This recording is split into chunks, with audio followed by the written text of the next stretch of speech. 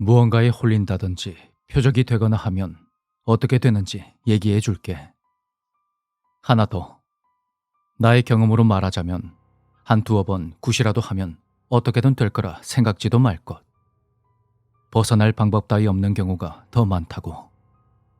천천히, 그리고 서서히 먹히는 것이니까. 내 경우에는 한 2년 반 정도 되나?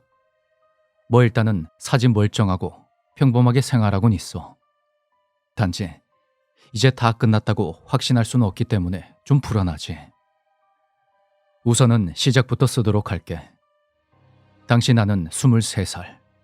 사회생활 1년째 신입사원으로 새로운 생활에 적응하느라 정신없을 때지. 회사가 작아서 당연히 동기도 적고 그래서 다들 사이가 좋았어. 그중에 동북지방 출신의 K란 놈이 있었는데 이 녀석이 여러 가지 잡지식이 많고 다방면에 아는 사람도 많았어. 여튼 왜 그런 거 많이 있잖아. 이것을 하면 무엇이 된다던가 무엇이 온다던가 하는 그런 이야기. 뭐 대부분 엉터리겠지만 그중에 몇 개는 진짜로 그렇게 되는 게 있나 봐.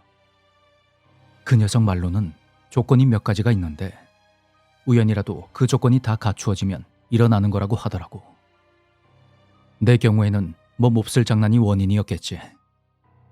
당신은 막 새 차를 뽑았을 때고 독신 생활을 시작한 지 얼마 안 된 데다가 무엇보다 아르바이트와는 비교도 되지 않는 그 정도의 월급이 손에 들어오니까 주말은 완전히 놀자판.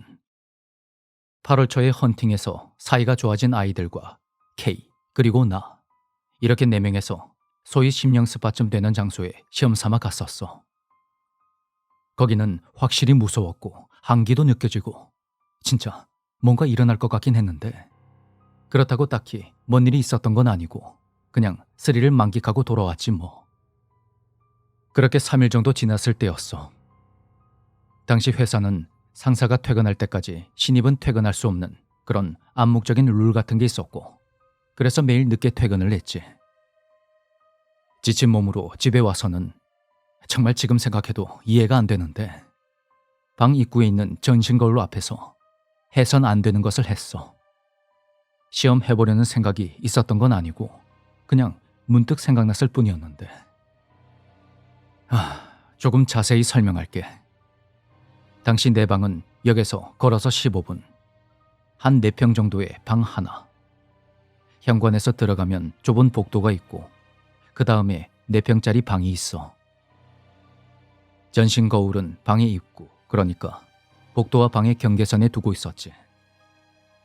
내가 K한테 들었던 것은 거울 앞에서 이것을 한 채로 오른쪽을 보면 그것이 온다던가 그런 얘기였어. 자세히 말할 순 없지만 자세가 인사를 하는 것 같은 그런 모습이 되는 거야.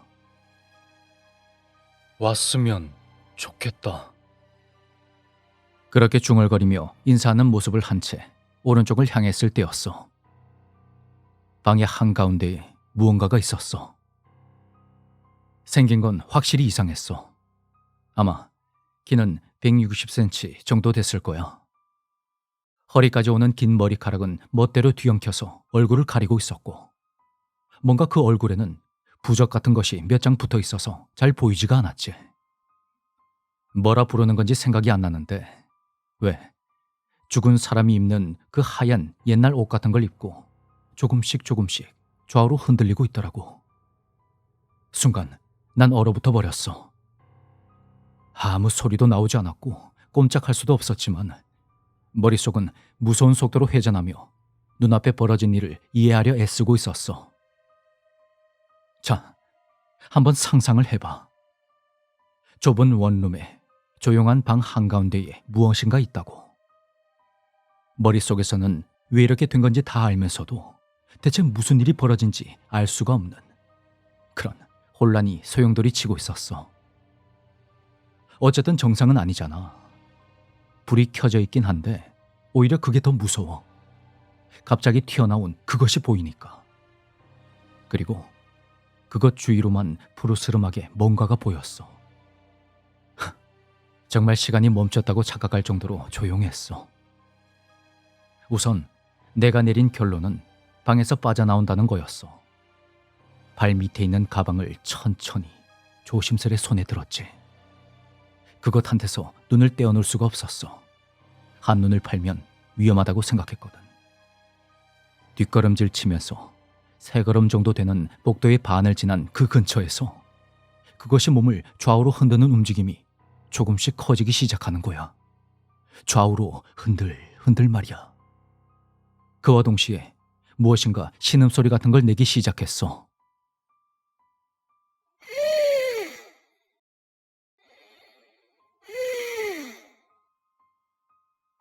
그 뒤는 솔직히 별로 기억이 없어.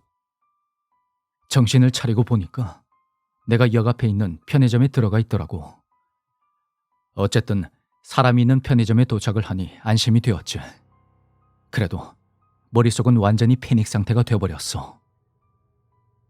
아니, 그게 대체 뭐지? 뭔가 공포감인지 분노감인지 모를 그런 기분이 들면서도 아, 맞다. 문 잠그는 거 까먹었네. 아씨. 이따위의 생각들까지.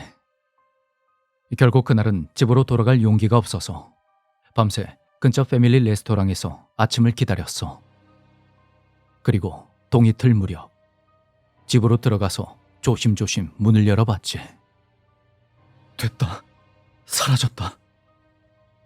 일단 집에 들어가기 전에 집 앞에서 캔커피를 마시며 생각을 했지. 가만 보자. 원래 아무것도 없었던 게 아닐까? 진짜 그런 일이 일어날 리가 없잖아. 날도 밝아졌고 이젠 아무것도 없으니까 좀 여유로워졌던 거겠지. 조금 전보다는 약간 대담하게 방으로 들어가 봤어. 그래, 좋았어. 없네. 없어. 그렇게 생각하면서 커튼이 쳐져서 어두컴컴한 방에 불을 켰지. 그런데 끔찍한 광경이 눈에 들어왔어. 어제 그것이 있던 근처의 바닥 쪽에 지독한 악취를 풍기는 시커먼 진흙이, 그것도 발자국 모양으로 꽤 많이 남아있는 거야. 현실을 깨닫는데 시간은 얼마 걸리지 않았지. 맞다. 나 어제 불 안 껐는데? 스위치를 보니 여기에도 진흙이 묻어 있었어. 뭐 기분 나쁘겠지만 어쩌겠어. 이미 벌어진 일인걸.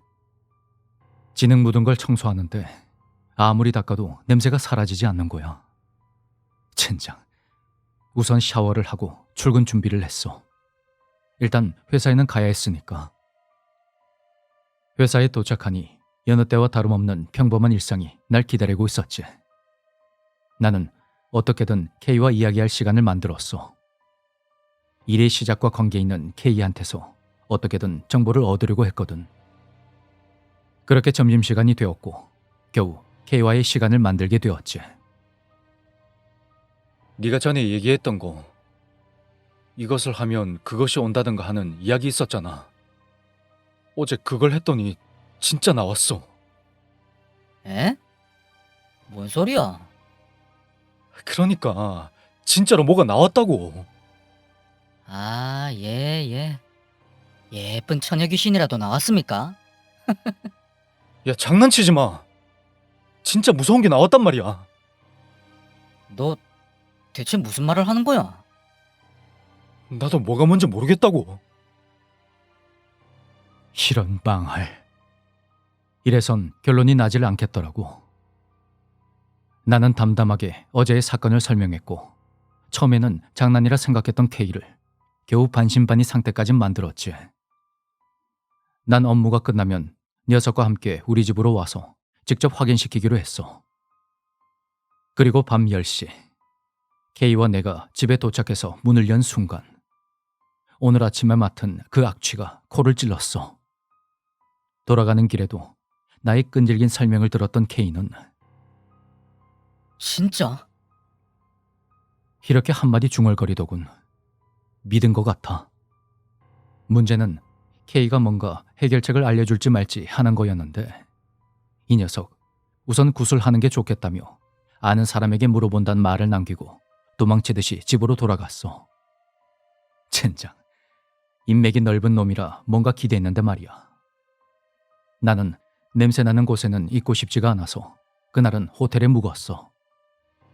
솔직히 만약에 오늘 밤에도 그것이 나온다면 마지막일 거란 생각이 들었던 거지. 다음날 난 우선 근처에 있는 절에 갔어. 태평하게 회사에나 가고 있을 때가 아니잖아.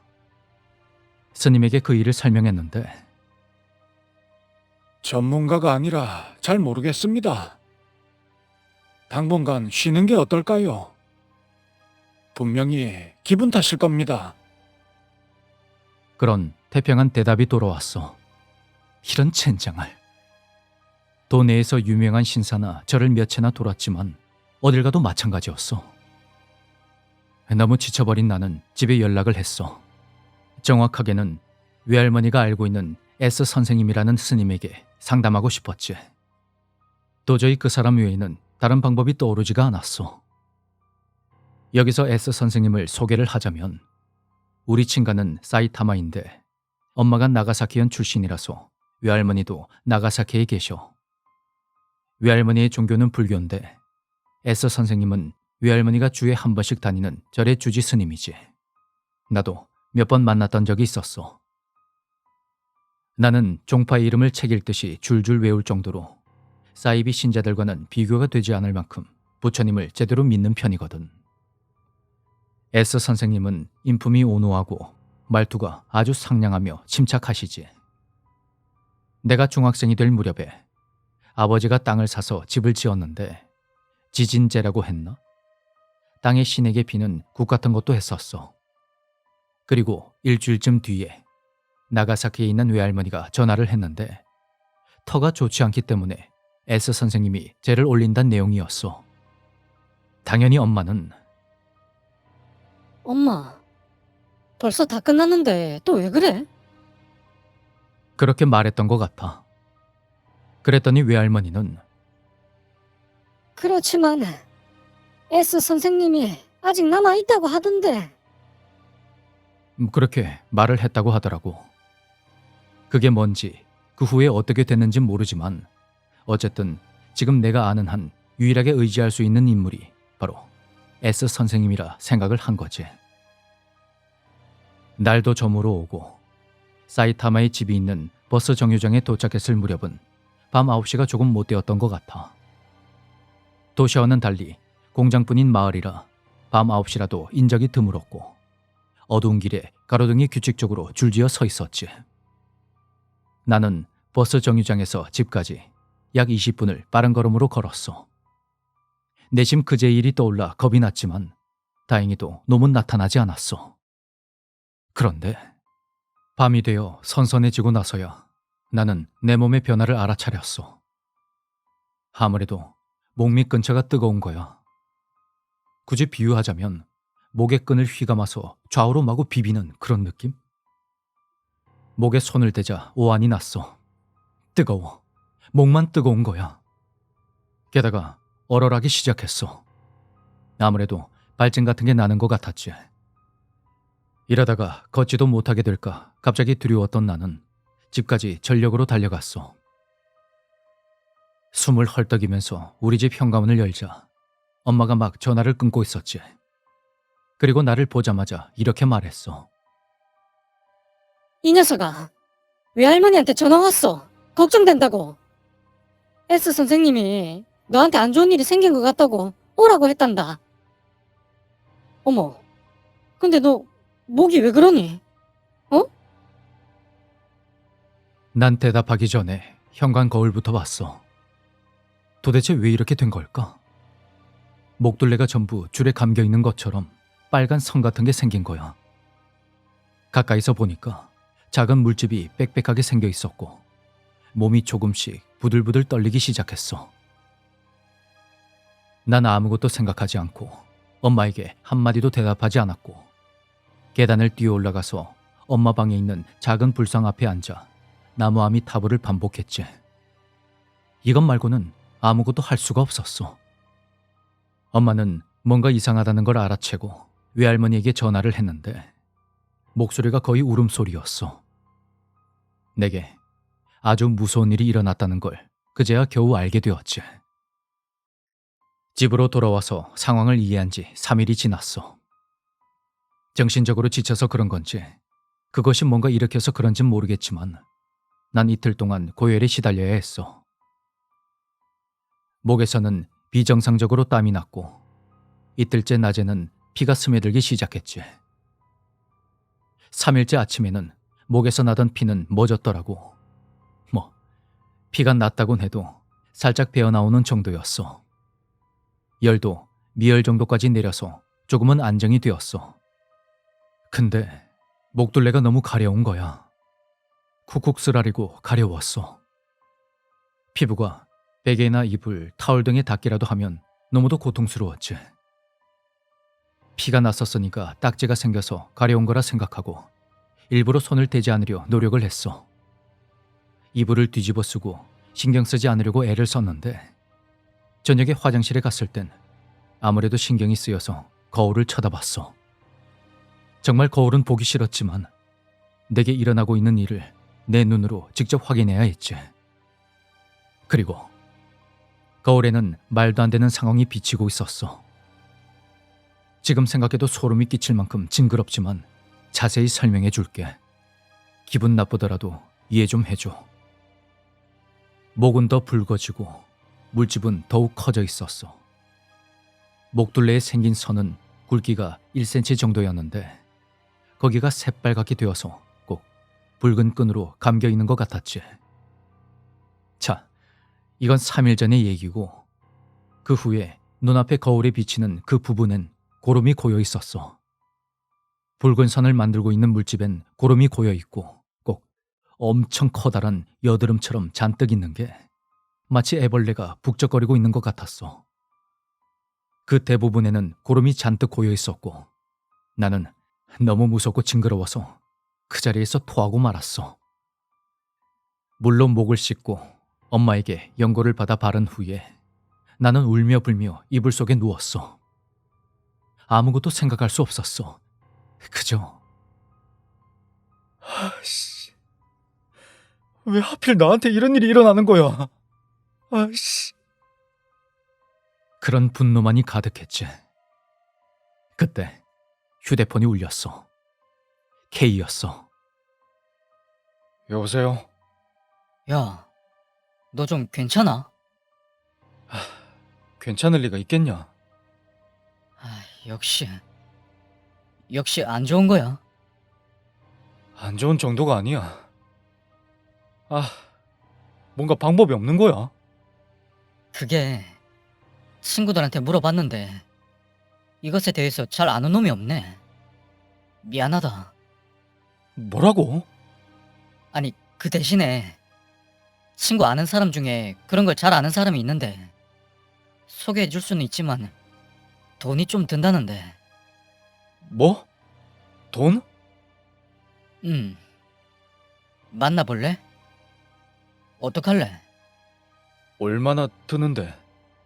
친구 소개라면 우선 50만 엔 정도인 것 같다. 50만 엔? 당시의 나로는 일을 하고 있다고는 해도 50만 엔은 너무 큰 돈이었어. 돈이 아까웠지만 공포와 괴로움으로부터 해방만 된다면 알겠다. 언제 소개해 줄 거야? 그 사람 지금 군마에 있는 것 같아. 친구한테 물어봐야 하니까 조금만 기다리고 있어. 이야기가 왔다 갔다 하는데 내가 불상 앞에서 나무 아미타불을 반복하고 있었을 때 엄마가 외할머니에게 전화를 걸었다고 했잖아. 외할머니는 곧바로 S 선생님에게 상담을 갖고 결국 선생님이 와주기로 했는데 선생님이 워낙에 바쁘고 무엇보다 고령인지라 한 3주 정도는 지나야 이곳으로 올 수 있다는 거야. 즉 3주 동안은 불안과 공포 속에서 무슨 일이 생겨도 참고 기다려야 한다는 거였지. 그러니 가능한 한 빨리 뭐라도 하지 않으면 너무 초조해서 견딜 수가 없었어. K가 다시 전화를 한 건 밤 11시가 지났을 무렵이었어. 기다리게 해서 미안하다. 친구한테 얘기했더니 연락을 해줘서 내일이면 갈 수 있대. 내일? 내일. 내일 일요일이잖아.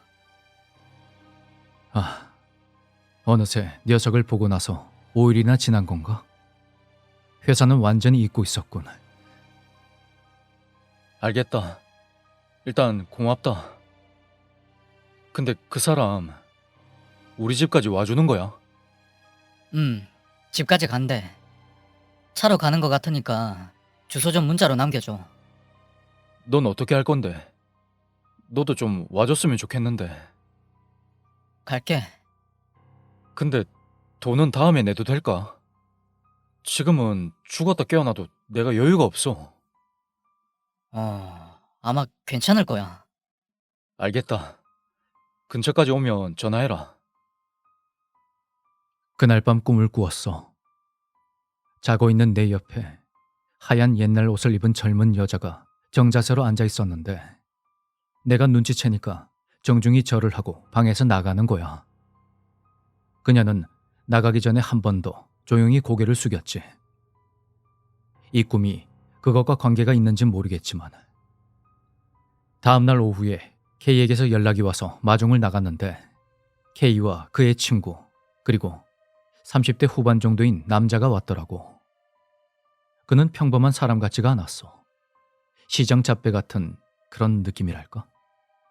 내가 제대로 설명하지 않았던 터라 부모님은 의아해했어. 남자는 자신을 하야시라고 했어. K에게서 얘기는 들었습니다. 성가신 일이 생겼군요. 예. 그런데 무슨 일로 오신 겁니까? 예? 참. 이젠 아마추어는 아무것도 못한다고요. 아버님 아시겠어요? 못 믿으시겠지만 이대로라면 아주 위험하다고요. 우리 애가 많이 위험하다고요. 아이고, 제가 이런 경험이 좀 많긴 한데 이렇게 심한 건 처음입니다. 이 방에 나쁜 기운이 가득 차 있다고요. 제 실례지만 무슨 일을 하는 분입니까? 신경이 쓰이십니까? 뭐 하긴 갑자기 와서 이런 이야기 하면 수상해 보이긴 하죠. 하지만 제대로 재량하고 근처를 깨끗하게 하지 않으면 아드님은 정말로 끌려가 버릴 겁니다. 뭐? 끌려가 버린다고? 그게 무슨 말도 안 되는... 그럼 부탁을 좀 드릴 수 있을까요? 그거야 뭐 맡겨만 주시면요. 이런 건 저 같은 전문가가 아니면 절대로 안 되는 거거든요. 단지 뭐랄까.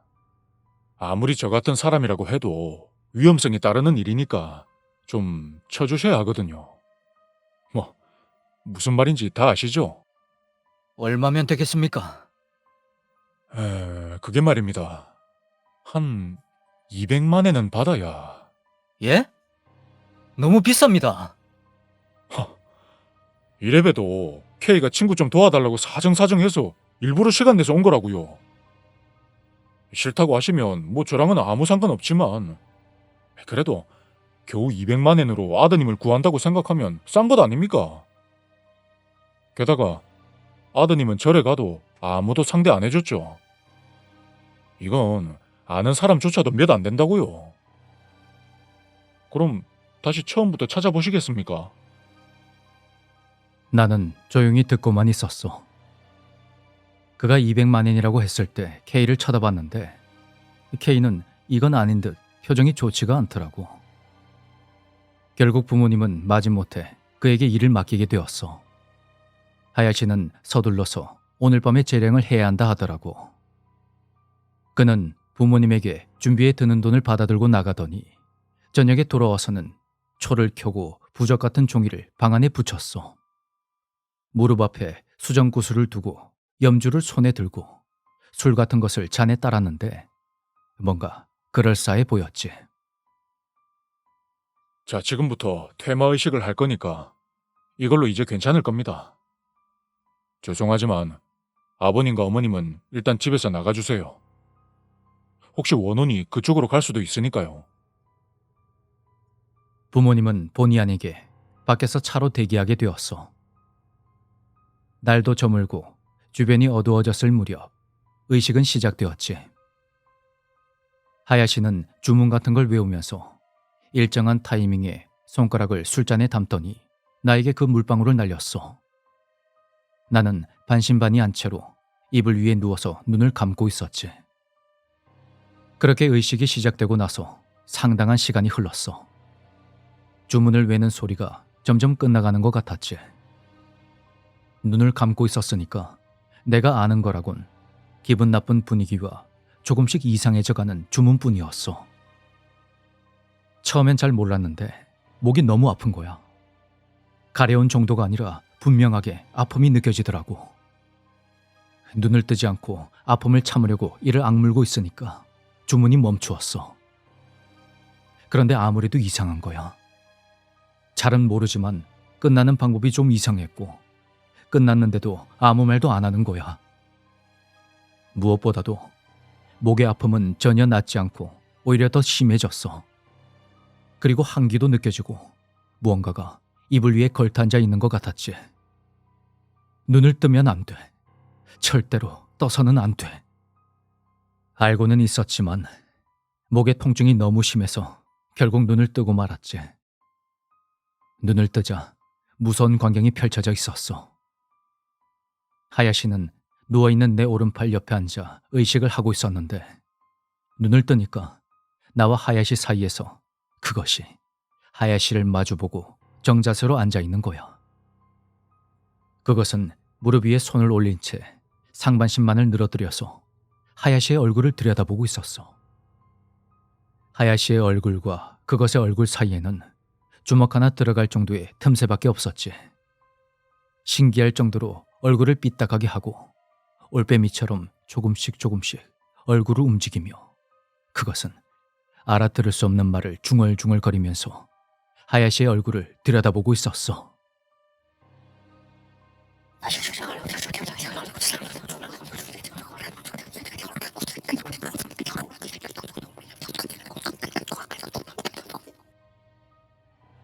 지금 생각해보면 하야시에게 무언가를 속삭이고 있었는지도 모르지. 하야시는 고개를 숙이고 시선은 아래로 떨어뜨린 채 눈 한 번 깜빡이지 않고 입을 해하고 벌어져서 침을 흘리고 있는 거야. 얼굴에 조금 힘이 빠져있는 것 같았는데 고개를 살짝 끄덕이고 있었지. 나는 눈도 깜빡이지 않고 쳐다보고 있었는데 그때 그것의 목이 움직임을 멈추더니 갑자기 내 쪽으로 얼굴을 휙 돌리는 거야. 나는 당황해서 눈을 꼭 감고 이불을 덮은 채 오로지 나무아미 타브를 외고 있었어. 그러자 그것이 내게 얼굴을 가까이 하고는 얼굴을 올빼미처럼 움직이고 있는 그 광경이 떠올라 너무 무서워지는 거야. 잠시 후 덜컹덜컹 소리가 들리더니 계단을 뛰어내려가는 소리가 들렸어. 하야시가 도망을 가나 봐. 나는 설명할 수 없는 공포에 휩싸여 이불 속에 숨어 있었어. 부모님이 와서 불을 켜고 이불을 걷었을 때 나는 몸을 동그랗게 만 채로 굳어져 있었고 얼굴이 새파랗게 질려 있었대. 하야시는 부모님은 쳐다보지도 않고 차에 올라타서는 그를 기다리고 있던 K 그리고 K의 친구와 함께 어딘가로 사라졌다고 하더군. 나중에 K에게서 들었는데 빨리 출발하라고만 하고 아무런 말도 하지 않았대. 해결하기는커녕 더욱더 나빠져 버린 나는 3주 뒤에 에서 선생님을 기다리고 있을 여유 같은 게 남지가 않았어. 그것을 또다시 보고 난 지 그렇게 4일이 지났어. 아직 자국이 남아있긴 해도 목은 상당히 좋아졌고 열도 내렸고 분명히 체력이 회복되고 있었는데 몸에는 더 이상 문제가 없었지. 단지 문제가 없는 것은 몸 상태뿐이었어. 아침이든 밤이든 간에 정말 무서워 죽겠더라고. 언제 어디서 그것이 또 나타날까 무서워 어쩔 줄 모르고 지내고 있었지. 그렇게 잠 못 드는 밤이 계속되고 밥도 거의 먹지를 못하고 항상 바짝 긴장한 상태에서 신경을 곤두세우고 있었지. 겨우 10일도 안 됐는데 얼굴이 완전히 달라진 것 같아. 그렇게 정신적으로 쫓기고 있던 나는 시간이 없었어. 당연히 평범하게 사회생활을 할 수도 없으니까 회사까지 그만두게 되었어. 어쨌든 뭐든지 전부 다 무서워져서 심지어 빨랫감이나 집 창문에 나무가 흔들리는 것만 봐도 혹시 그것이 아닐까 혼자 벌벌 떨고 있었어. S 선생님이 오기까지는 이제 2주 남짓 남았는데 나에게는 정말 시간이 멈춘 것만 같았지. 이런 나를 보고 있기가 힘들었는지 부모님은 날 억지로 차에 밀어넣고 어딘가로 향했어. 아버지는 몇 번이나 괜찮다고 걱정 말라고 했고 나와 함께 뒷좌석에 탄 어머니는 내 어깨를 안고 머리를 쓰다듬어 주었어. 20살도 지나서 좀 부끄러운 이야기지만 엄마의 손길에 안심이 됐던지 오랜만에 깊은 잠에 빠질 수가 있었어. 그렇게 시간이 지났고 깨어나니 벌써 해가 중천에 떠 있고 오랜만에 푹 자서 개운해졌어. 뻥 안 치고 하루하고도 반나절 동안 잤대. 그렇게 밖을 봤더니 차는 낯선 경치 속을 달리고 있었어. 그리고 조금씩 익숙한 경치가 눈에 들어오기 시작했어. 차는 나가사키에 도착해 있었던 거야. 이걸 깨닫고 나서도 엄청나게 놀랐어. 계속 두려움에 떠는 나 때문에 부모님은 비행기나 신칸센을 피해서 차로 이동을 해준 거였어. 나를 위해 고생한 부모님 생각에 곳곳이 아려왔지.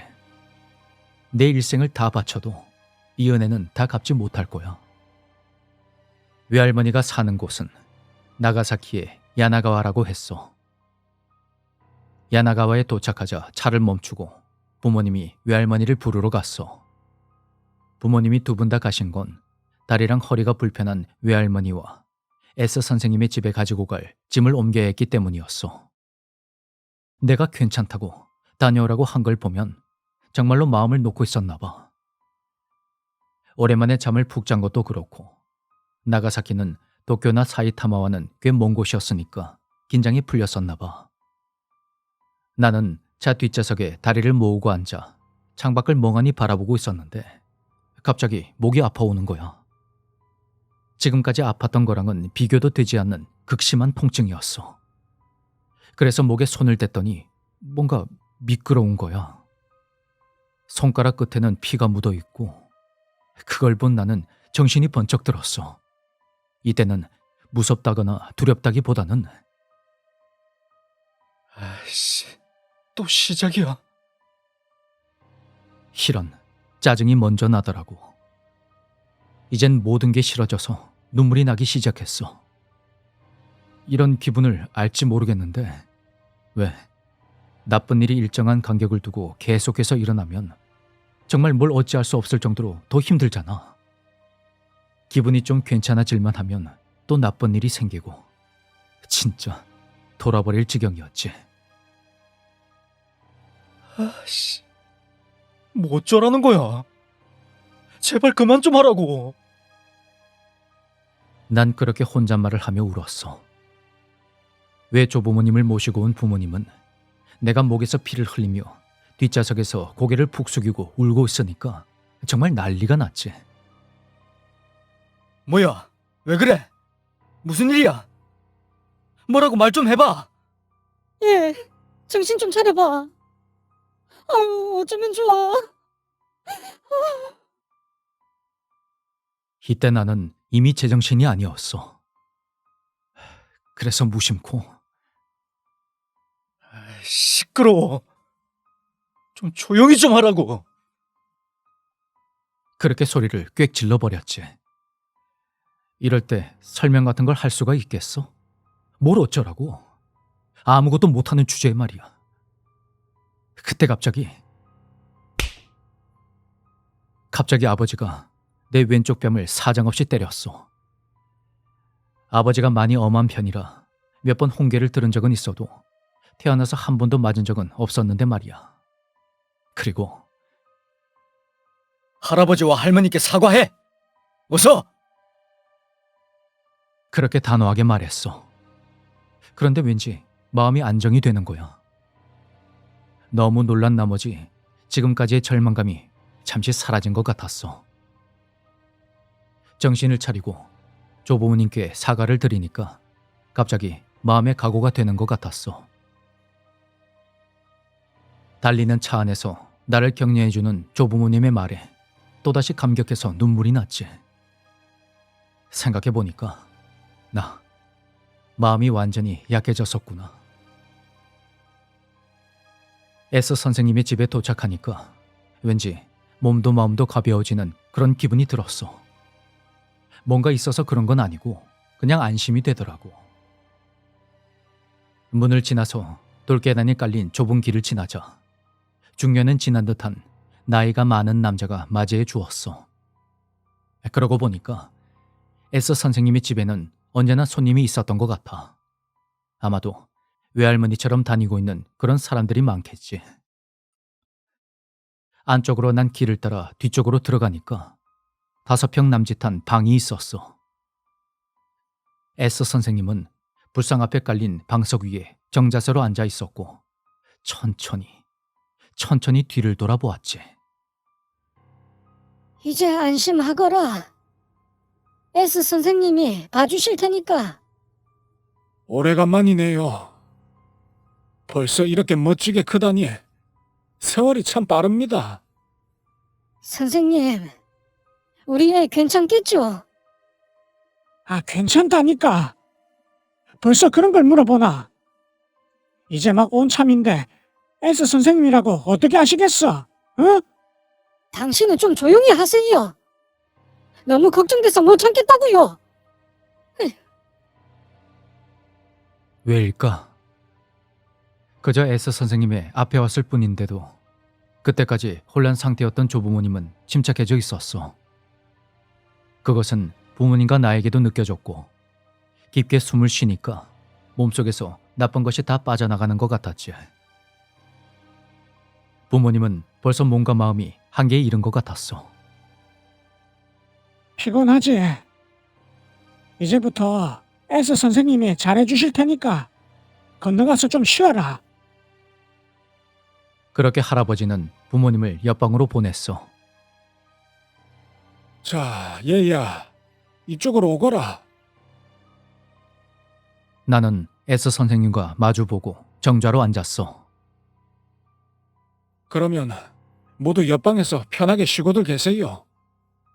이제 다음은 저한테 맡기시고 이 방에는 제가 괜찮다고 할 때까지 절대로 오면 안 됩니다. 선생님, 아무쪼록 잘 부탁드립니다. 이제 걱정하지 말거라. 선생님이 다 잘해주실 거다. 너는 그냥 시키는 대로 하면 되는 거야. 알겠지? 끊임없이 S 선생님에게 부탁하고 날 달래주는 조부모님의 모습에 또다시 눈물이 나왔어. S 선생님은 더 가까이 오라고 해서 나와 무릎과 무릎을 붙이고 앉았지. 선생님은 내 손을 잡고는 잠시 동안 아무 말도 하지 않고 상냥한 얼굴로 나를 보고 있었어. 난 왠지 나쁜 짓을 하고 혼날까봐 부모님의 얼굴을 살피는 어린아이가 된 듯한 그런 기분이 들었지. 눈앞에 나보다 작고 힘없는 그 선생님의 분위기에 왠지 주눅이 들었달까. 어떻게 할까? 얘야, 무섭니? 네. 그래, 그렇겠지. 이대로 둘 순 없겠지. 저기 아, 괜찮다. 그냥 하는 소리니까. 괜찮긴 뭐가 괜찮아. 이게 괜찮은 거야? 그런 생각이 든 나는 순간 손을 확 뿌리쳐버렸어. 저는 이제 어떻게 되는 건가요? 빨리 어떻게 좀 해주세요. 이게 대체 뭐예요? 왜 그게 저한테 달라붙은 거예요? 이제 그만 좀 했으면 좋겠어요. 선생님, 어떻게 방법이 없을까요? 저 살면서 특별히 나쁜 짓을 한 것도 없다고요. 뭐 심령스판 같은 곳에 가보긴 했는데 저 혼자 간 것도 아니고요. 왜 저만 이렇게 된 겁니까? 거울 앞에서 뭐 이것을 하면 안 된다는 것도 무슨 관계가 있는 거예요? 진짜 이유를 모르겠어요. 전 진짜 억울해요.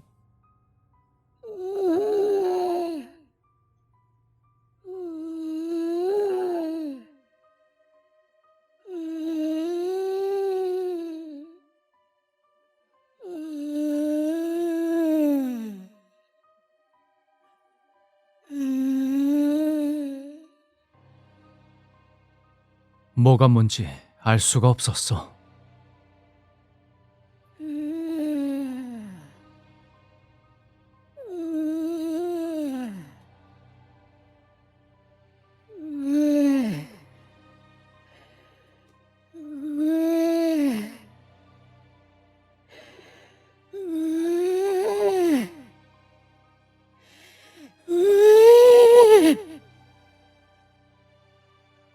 왼쪽 귀에 높고 날카로운데 억양이 전혀 없는 목소리가 들려오는 거야.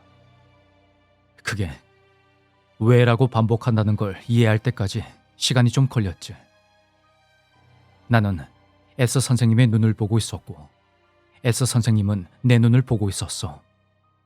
단지 매우 상냥했던 S 선생님의 얼굴이 무표정이 된 것처럼 보였지. 그리고 왼쪽 시야에 뭔가 있는 게 느껴졌어. 왜? 굳이 보지 않아도 살짝살짝 주변 시로 느껴지잖아. 그러지 말았어야 했는데 나는 왼쪽 방향으로 돌아보고 말았어. 목에서 뜨뜻미지근한 피가 흐르는 걸 느끼면서 말이야. 그것이 서 있었어. 몸을 디귿자로 구부리고 내 얼굴을 들여다보고 있었어. 끈질긴 놈.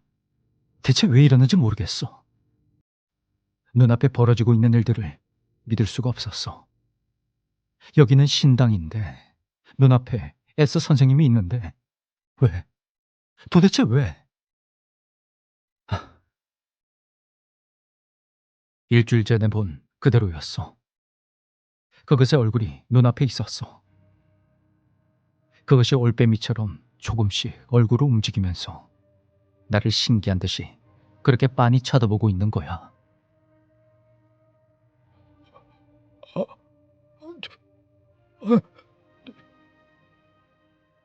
인고 같은 목소리로 그것은 계속 질문을 하고 있었어. 아마도 하야시도 이렇게 이 목소리를 듣고 있던 거겠지? 나는 숨 쉬는 것도 잊어버리고 눈과 입을 크게 벌린 채 그대로 얼어버렸어. 아니, 숨이 제대로 안 쉬어졌다는 게 맞을 거야. 그러는 사이에 그것이 손을 움직여서 얼굴에 붙어있던 부적 같은 것을 천천히 떼어내기 시작했어. 안 돼. 보면 안 돼. 절대로 보면 안 된다는 걸 알고 있고 정말 도망가고 싶었는데 움직일 수가 없었어. 벌써 턱 부근이 보일 것만 같아. 마음속에서는 안 돼. 하지 마. 제발. 더 이상 뜯지 마. 이렇게 외치고 있는데 정작 입 밖으로는 말이야.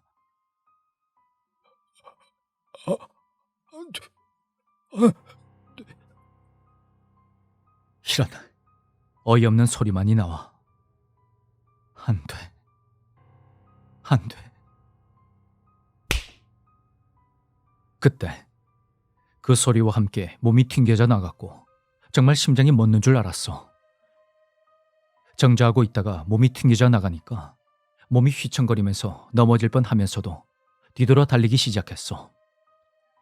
내 의지가 아니라 몸이 마음대로 움직였다고. 근데 익숙하지 않은 정자를 하고 있던 탓에 다리가 저려서 힘껏 달릴 수가 없는 거야. 저린 다리가 후들거리는 데다가 앞도 보지 않았던 탓에 그대로 벽에 돌진을 했지만 조금도 아프지 않았어.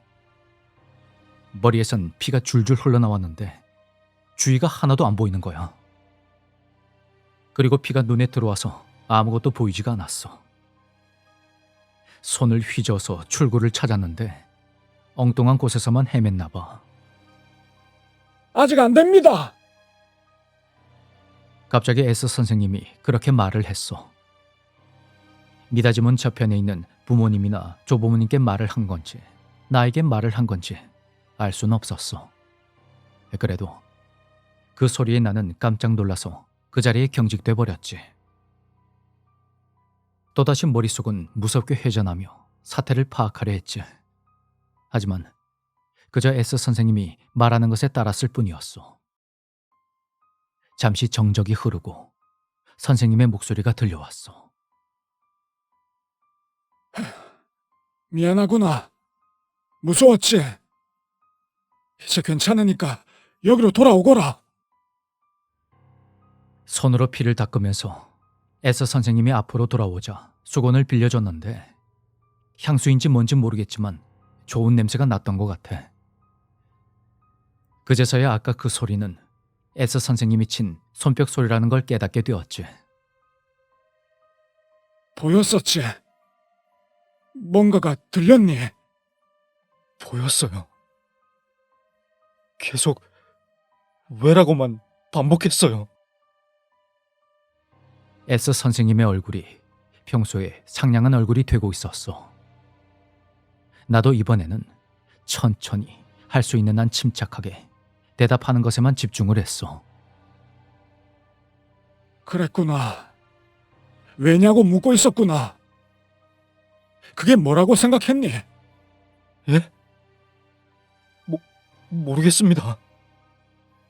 너는 조금 전에 그것이 무섭니? 무서워요. 너무 무서워요. 뭐가 그렇게 무섭니? 아니, 그게 평범한 것도 아니고 귀신이니까요. 이쯤에서 나의 뇌는 사고 능력의 한계치를 넘었던 것 같아. 선생님이 무슨 말을 하고 싶은 건지 전혀 알 수가 없었지. 그렇지만 아무 짓도 안 하잖니. 아니에요. 목에서 피가 나왔어요. 거기다가 무슨 부적 같은 걸 뜯어내려고. 확실히 생긴 것도 이상하고요. 그렇구나.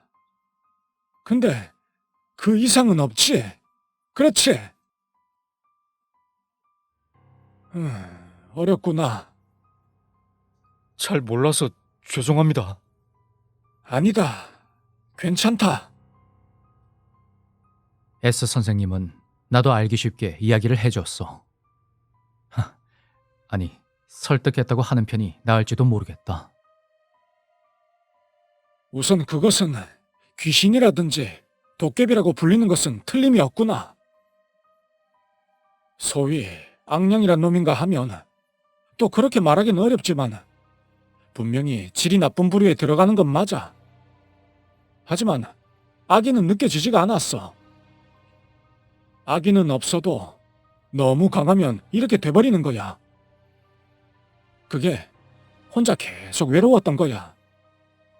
이야기하고 싶고 만지고 싶고 봐줬으면 좋겠고 날 알아채줘 알아채줘 그렇게 쭉 생각했던 거야.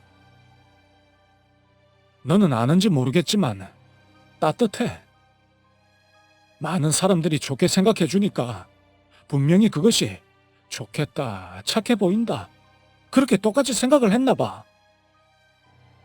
그러니까 자신의 존재를 눈치채준 것이 너무 기뻐서 어쩔 수가 없었던 게 아닐까. 그런데 너는 그것과 비교하면 너무나도 약하구나. 그러니까 근처에 있는 것만으로도 무서워져서 몸이 그렇게 반응을 해버리는 거야. 선생님은 마치 아이에게 이야기를 하듯이 천천히 어려운 말을 사용하지 않고 이야기해 주었어. 난 어떻게 해야 좋을지 모르겠어. 그것은 절대 악령이라든지 아주 나쁜 것이라고 믿어왔으니까. S 선생님에게 재령해주면 그것으로 끝난다 생각을 했는데, 그런데 S 선생님이 그것을 감싸듯이 말을 하니까 머릿속이 완전히 뒤죽박죽이 돼버렸지. 그리고 갑자기 선생님이 그런데 이래서야 이번엔 어떻게든 하지 않으면 안 되겠구나. 시간은 좀 걸리겠지만 내가 어떻게든 해주마. 이 한마디에는 정말로 구원을 받았어. 아, 이제야 겨우 끝나겠다 생각을 하고 안심이 되었지. 보기엔 무섭고 내가 잘 모르는 것이라도 나와 같이 괴로워하고 있다고 그렇게 생각을 하렴. 도움의 손길을 기다리고 있다고 그런 생각을 하려무나. 에서 선생님은 경을 외기 시작했어. 재령을 하는 것이 아니라 그것이 성불할 수 있도록 말이야.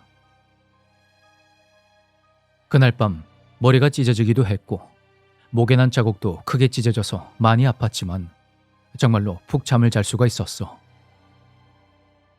다음 날 아침 일찍 일어났다고 생각했는데 에서 선생님은 벌써 아침의 기도를 마친 후였지. 그래, 잘 잤니? 어서 세수하고 아침밥을 먹고 오렴. 다 먹으면 본산에 가야 하니까. 에스 선생님이 속하고 있는 종파는 전에 말한 대로 교과서에 실릴 정도로 역사가 깊고 수행자들이나 신자들이 전국 각지에서 오는데 가르침은 같이 하지만 지리적인 문제로 동쪽과 서쪽에 각각 본산이 있대. 선생님이 나를 데려가 준 곳은 서쪽의 본산이었어. 본산에서 잠시 신세를 지고 자신이 원래 가지고 있는 덕을 높이고 그것이 조금이라도 빨리 성불할 수 있도록 본산에 공양을 해주려 한다고 선생님은 그리 말을 했지. 본산에 도착하니까 젊은 사람이 마중을 나와 있었고 선생님에게 정중하게 인사를 했어. 본당 옆 안쪽에 있는 오두막에서 본산의 분들에게 인사를 했는데 여기에서도 에스 선생님에게는 상당한 저자세였어. 에스 선생님은 실로 굉장한 사람이라나 봐. 원하기만 하면 상당한 지위에 있어도 이상하지 않다고 나중에서야 듣게 되었지. 선생님의 도움으로 나는 본산에서 잠시 신세를 졌는데 손님 대접을 받긴 했지만 다른 사람들과 같은 생활을 했어. 벌써 40년 동안 계속해서 뱀의 원령의 괴롭힘을 당하고 있던 어떠한 여성분이나 가족과 친족까지 화를 당해서 몰락해버렸지만 의지할 곳 없이 혼자 가게를 이어온 훌륭한 무사 집안의 후예라든지 나보다 더 괴로움에 시달린 사람들이 이렇게나 많을 줄은 몰랐으니까. 힘든 생활을 해서 그런 건지 장소가 그렇기 때문인지 아니면 에서 선생님의 이야기를 들었기 때문인지 몰라도 공포감은 상당히 희미해졌어. 그리고 본산에 맡겨지고 나서 한 달쯤이 지났을 무렵 에스 선생님이 왔어. 꽤 좋아진 것 같구나. 예, 다 선생님 덕분입니다. 그때 이후로 또 보이거나 그랬니? 아니요, 한 번도요. 아마 성불했는지 어디론가 간 게 아닐까요? 여기는 본산이기도 하고요. 응? 그럴 리가 없는데.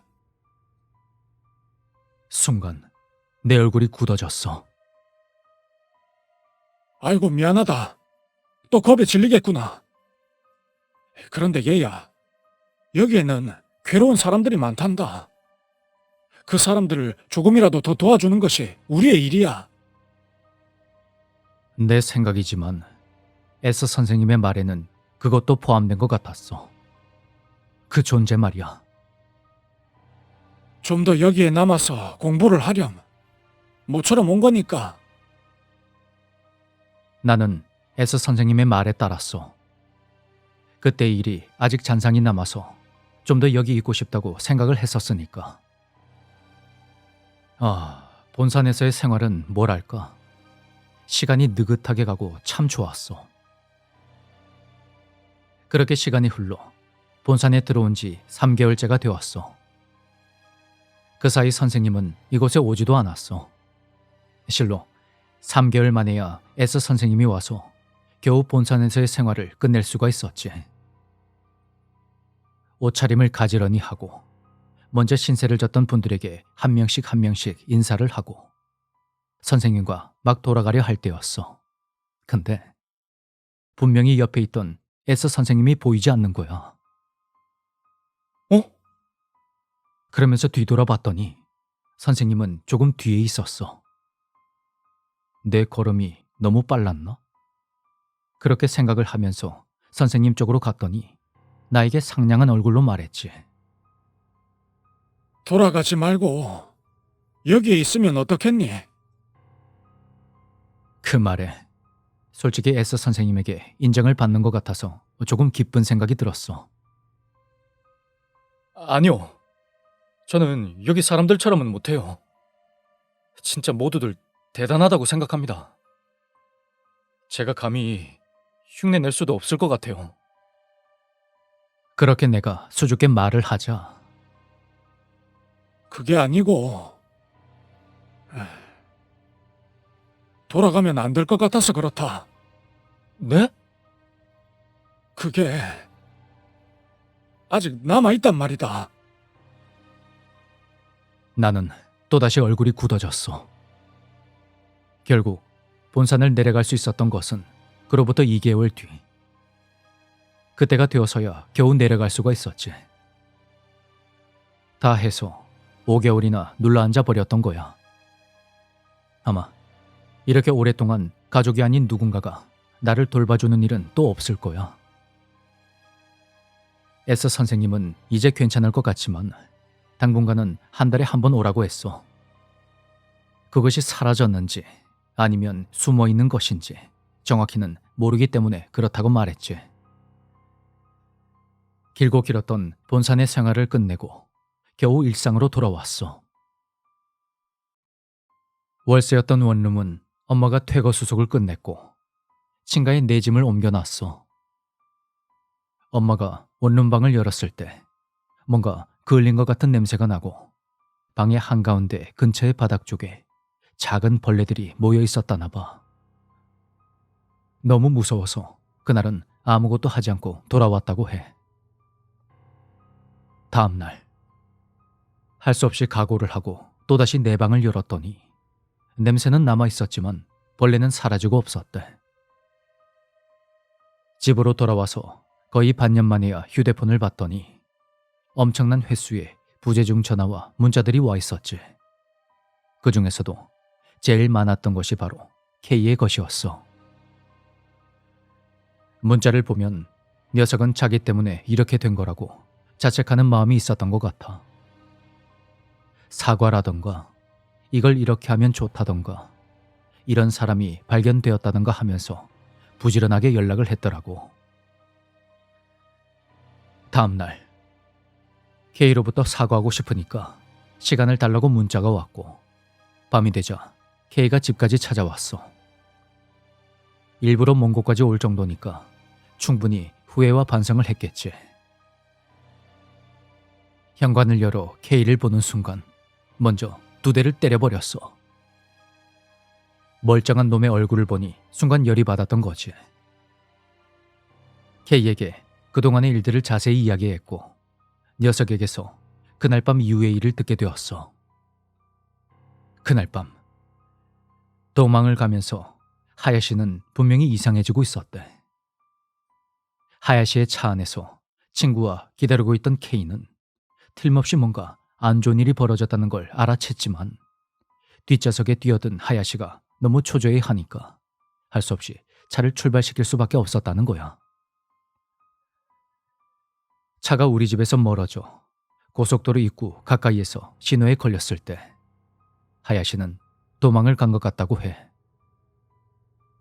그 녀석 갑자기 도중에 웃지를 않나 떨지를 않나. 나는 아니야. 이런 말이나 그런 일은 하지 않았습니다. 이런 말을 중얼거려서 진짜 무서웠다고. 그것이 무엇인가 속삭이고 있는 모습이 다시 떠올라 순간 온몸에 털이 쭈뼛서는 그런 느낌이 들었어. 그 후 하야시가 어떻게 되었는진 아무도 몰라. 역시 이번 일로 K가 화가 나서 하야시를 소개한 친구한테 캐물어봤더니 하야시는 사기꾼조차도 못될 아주 형편없는 녀석이었고 그 녀석이 꼬드겨서 가벼운 기분으로 소개를 했다나 봐. 완전히 만신창이로 만들어놨으니까 용서해주라. 그 후 나는 S 선생님의 조언대로 매달 한 번 선생님을 방문했어. 처음 1년 동안은 매달, 다음 1년 동안은 3개월에 한 번씩. 그리고 K는 미안함 때문인 건지 아무 일도 없어도 집까지 오는 일이 많아졌고 선생님에게 가기 전과 돌아왔을 때에 꼭 연락을 했지. 그렇게 그것을 보고 나서 2년이 지났을 무렵 S 선생님으로부터 이제 걱정할 필요가 없겠구나. 지금부터는 이따금씩 얼굴이나 보여주고 그러면 될 것 같다. 그렇다고 이상한 일을 하면 안 된다. 이런 말을 들을 수가 있었지. 정말로 끝이 났는진 난 몰라. S 선생님은 그로부터 3개월 후에 돌아가셨거든. 선생님의 장례식이 끝난 후 2개월이 지났고 슬픔과 상실감도 희미해져서 점점 일상으로 돌아가게 되었어.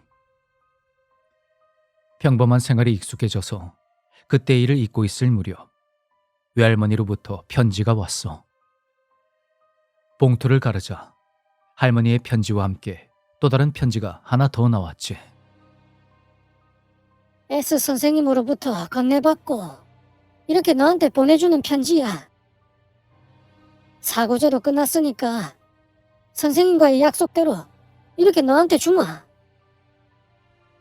그리고 S 선생님의 편지는 살짝 요약해서 쓰도록 할게. 오랜만이구나. 그때로부터 상당한 시간이 지났다. 이제 괜찮니? 무서워하고 있지 않으면 너무나 좋겠구나. 안 되겠다. 나이를 먹으니까 이렇게 둘러서 말하게 돼서 말이야. 오늘은 너에게 사과를 하고 싶어서 이렇게 편지를 쓰게 되었어. 나쁜 뜻은 없었지만 그때는 어쩔 수가 없었어. 미안하구나. 그날 네가 왔을 때 사실은 굉장히 무서웠어. 너한테 붙어있던 것은 너무나 미안하지만 내가 어찌할 수 있는 게 아니었단다.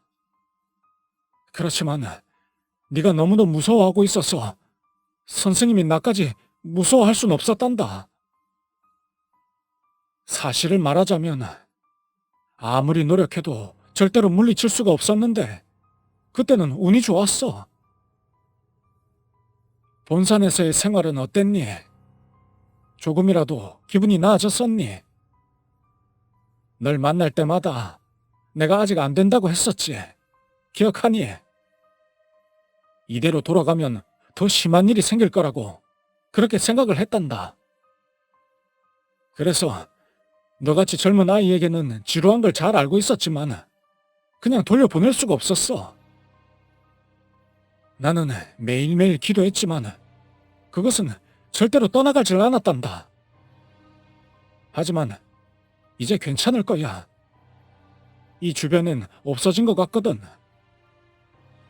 그런데 얘야, 만약에 또 괴로워지거나 하면 본산으로 가거라. 거기라면 아마 네가 강해질 수 있기 때문에 손을 댈 수가 없을 거야. 그리고 마지막으로 제대로 가르쳐 줄 것이 있단다. 너무 힘들면 부처님께 몸을 바치거라. 너무 괴로워서 어찌할 수가 없을 때 그렇게 마음의 결정을 내리거라. 만약에라도 또다시 괴로워지면 너에게 앞으로 그 괴로움이 끝나지 않는다는 거야. 너도 본산에서 너와 비슷한 사람을 몇 명 만났었지. 정말로 나쁜 건 말이다. 천천히, 아주 천천히 시간을 들여서 괴롭히는 거란다. 한없이 말이야. 결코 끝이란 게 없는 거지. 사람이 괴로워하는 모습을 보면서 끝까지 즐기고 싶은 거겠지. 분하지만 나도 어찌할 도리가 없어. 눈앞에서 괴로워하고 있어도 아무것도 해줄 수 없을 때가 있단다. 정말로 간절하게 도와주고 싶지만 어떻게도 할 수 없는 일들이 많아. 어떻게 해서든지 너를 돕고 싶어서 온갖 방법을 다 썼지만 솔직히 자신이 없었어.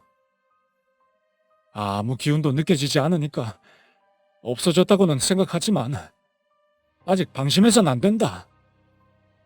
안심하고 해이해지는 걸 기다리고 있을지도 모르니까 말이야. 알겠지? 결코 안심해선 안 돼. 언제나 조심하고 이상한 장소에는 가까이 가지 말고 쓸데없는 짓도 하지 말고 알았지? 나를 믿어라. 알아듣겠니? 거짓말해서 미안하다. 믿으라고 하는 게 우습다는 건 알아. 하지만 끝까지 부처님께 빌고 있었다는 건 믿어줬으면 좋겠구나. 네가 항상 건강한 매일매일을 보낼 수 있도록 언제나 기도하고 있을게. 편지를 읽으면서 손이 부들부들 떨렸어. 식은땀도 나고 심장박동이 빨라지기만 했지. 도대체 어떻게 하면 되는 거야? 아직 안 끝났다는 거야. 갑자기 그것이 어디선가 날 보고 있는 것 같았어. 이젠 피할 수가 없는 걸까? 혹시 숨어있을 뿐이라면 언제든 또다시 눈앞에 나타날 수도 있다는 거지. 한번 의심하기 시작하니까 이젠 모든 것이 의심스러워. S 선생님은 혹시 그것에 괴롭힘을 당한 게 아닐까? 그래서 이 편지를 남겨준 것이 아닐까? 결국 아무것도 변한 게 없는 것일까? 하야시는 혹시 그것이 따라다니고 있는 것이 아닐까? 도대체 그것이 속삭였던 것은 뭐였을까? 나와 다르게 그는 더 직접적인 일을 겪고 이상해진 것이 아닐까? S 선생님은 내가 걱정하지 않게 거짓말을 해주었지만 거짓말을 하지 않으면 안 될 만큼의 그런 일이 있었던 건 아닌지. 그래서 선생님은 끝까지 걱정하고 있었던 것인가? 의심하면 의심할수록 더욱더 혼란스러워졌어. 어떻게 하면 좋을지 전혀 모르겠어. 여기까지가 내가 아는 전부야. 2년 반에 걸쳐 지금도 끝났는지 확실치가 않은 이야기의 전부. 난 전혀 이해할 수 없고 우연이라고밖에 말을 못하겠어. 하지만 우연일 뿐이라기엔 너무너무 괴로워. 내가 이렇게 괴로워야 될 죄라도 지은 건가? 난 그런 적이 없거든. 그렇다면 대체 왜? 대체 왜? 너무 불공평하잖아. 내가 말할 수 있는 건 이것뿐이야. 무언가에 홀리거나 표적이 되거나 항상 따라다녀지거나 하면 진짜로 거짓없이 다시 한번 말할게. 끝까지 누군가가 이젠 끝났다고 해도 절대로 안심하면 안 돼. 그리고 마지막으로 고백할 게 있어. 나는 사실 K야.